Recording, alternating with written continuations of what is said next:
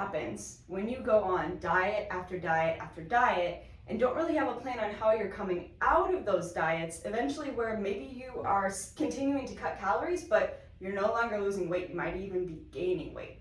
So this is a scenario, what I call chronic dieters. So people that go on, I would consider this to be more than 2 diets in a year. Or if you're going on 2, but you don't have a plan to come out of your caloric deficit. So let's look at 2 things right away. So we're going to look at your intake, so what you're doing, and your metabolism. I'm going to show you what this does to your metabolism. So let's call this 2,000 calories. Okay? So let's say you're eating about 2,000 calories a day at that weight. Maybe you're not counting it, but let's just take that as a number. You're not gaining weight, you're not losing weight. All right? So at that point, your metabolism is right there with you. All right? It's used to 2,000 calories. It doesn't cause you to gain nor lose weight. But let's say you've got a big beach trip coming up. You want to look great in a swimsuit. So you're like, I'm going to go on a diet. I'm going to cut my calories.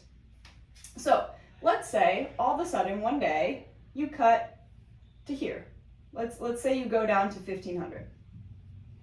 And you stay there for a while. So what happens is your metabolism is still used to that 2,000 mark. So it's going to continue here, but that's when here, this part right here, you get some weight loss. You cut your calories, you get some weight loss, okay?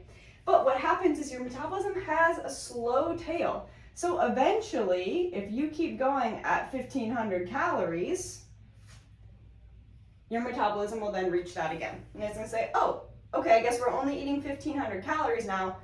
I'm gonna kind of change the way I work. I'm gonna change your daily activities. I'm gonna probably store a little bit more of what I'm eating. I'm used to that. So your body doesn't want to gain or lose weight. It wants to stay the same. So eventually your metabolism is going to catch up. And your weight loss will slow. But what happens then, maybe you're like, oh shoot, I didn't quite hit my goal weight yet. I'm gonna cut calories again. So you decide, okay, I'm gonna go down to 1,200. So you cut calories again, you stay there for a while. Again, your metabolism eventually meets you there.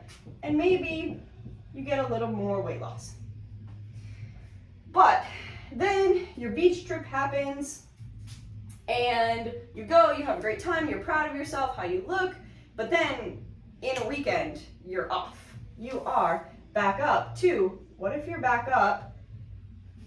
Let's just assume you're still lower than what you had, but a lot of times we go overboard, right?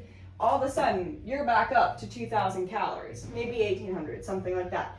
Your metabolism still has a slow tail. So what happens, it got used to you eating 1,200 calories. So it's gonna stay there for a while until eventually it'll meet you up again there. But at that point, what you have here, this is weight gain. And you'll see that this looks a lot more than either one of these two. That's why a lot of times when we go on diets and we come off of them and we don't have a plan, we just pretty much immediately go back up to where we were before.